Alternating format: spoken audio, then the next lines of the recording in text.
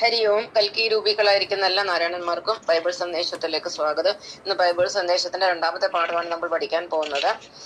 ബൈബിളിലെ ഏറ്റവും പ്രധാനപ്പെട്ട ഭാഗമാണ് 10 കൽപ്പനകൾ. ബൈബിളിന്റെ ഒരു നെടും തൂണെന്ന് പറയാം. അതിന്റെ ഏറ്റവും നട്ടെല്ലാണ് 10 കൽപ്പനകൾ. അപ്പൊ ഈ 10 കൽപ്പനകളിൽ ആദ്യത്തെ കൽപ്പനയാണ് നമ്മൾ പഠിക്കാൻ പോകുന്നത്. ആ കൽപ്പന ഇതാണ്: ഞാനല്ലാതെ വേറെ ദേവന്മാർ നിനക്കുണ്ടാകരുത്. ഇവിടെ ഈ ഒരു കൽപ്പനയ്ക്ക് 2 അർത്ഥമാണുള്ളത്.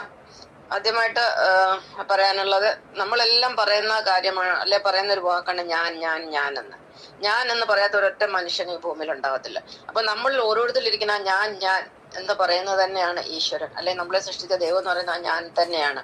അപ്പൊ എല്ലാവരുടെ ഉള്ളിൽ ഞാൻ എന്ന് പറയുന്ന ആ ഒരു ശക്തിയാണ് ഈശ്വരൻ. ആ ശക്തിയെ വേണം നമ്മൾ ആരാധിക്കാൻ. അതാണ് നമ്മുടെ സൃഷ്ടാവ്. നമ്മൾ നമ്മുടെ സൃഷ്ടാവിനെ മാത്രം ആരാധിക്കണം എന്നതാണ് ഇതിന്റെ ഒരർത്ഥം. ഇനി 2ാമതായിട്ട് ഉള്ള അർത്ഥം എന്ന് പറഞ്ഞാല്, ഈ ബൈബിളിന്റെ ആദ്യത്തെ ഭാഗം പഴയ നിയമം, അത് യഹൂദമതത്തിൽ അല്ലെ ജൂതമതത്തിൽ നിന്നും വന്നതാണ്. പുതിയ നിയമം എന്ന് പറഞ്ഞാൽ യേശുക്രിസ്തു ഭഗവാൻ ജനിച്ചതിന് ശേഷമുള്ളതാണ്. ഈ പഴയ നിയമത്തിലാണ് ഈ 10 കൽപ്പനകളൊക്കെ തന്നിരിക്കുന്നത്. അപ്പൊ ഈ 10 കൽപ്പനകൾ പാലിക്കണം എന്നുള്ളതാണ് ഒരു ക്രിസ്ത്യാനിയുടെ അടിസ്ഥാനമായ പ്രമാണം. അതുപോലെ ഈ ക്രിസ്തു മതവും അല്ലെങ്കിൽ യഹൂദ മതവും ജൂത മതവും രണ്ടും വൈഷ്ണവ മതങ്ങളാണ്. വൈഷ്ണവർ എന്ന് പറഞ്ഞാൽ വിഷ്ണുവിനെ ആരാധിക്കുന്നവരാണ്, പിതാവിനെ ആരാധിക്കുന്നവരാണ്.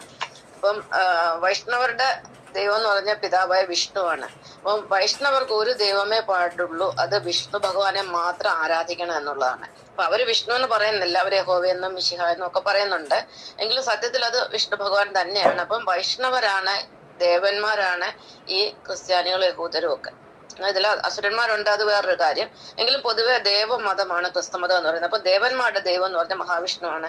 മഹാവിഷ്ണുവിനെ അല്ലാതെ വേറെ ആരെയും ആരാധിക്കരുത്. കാരണം അവർക്ക് മഹാവിഷ്ണു അല്ലാത്ത മറ്റു ദൈവങ്ങളൊക്കെ ചെകുത്താൻ തന്നെ. അത് ശിവനും ഒക്കെ ചെകുത്താൻ എന്ന് പറയില്ല, സാത്താൻ എന്ന് പറയും. കാരണം ദേവന്മാരുടെ ലക്ഷ്യം എന്ന് പറയുന്നത് സ്വർഗ പ്രവേശമാണ്, സ്വർഗത്തിലേക്ക് തിരിച്ചു പോകുക എന്നുള്ളതാണ്. കാരണം ഇവര് സ്വർഗീയരാണ്.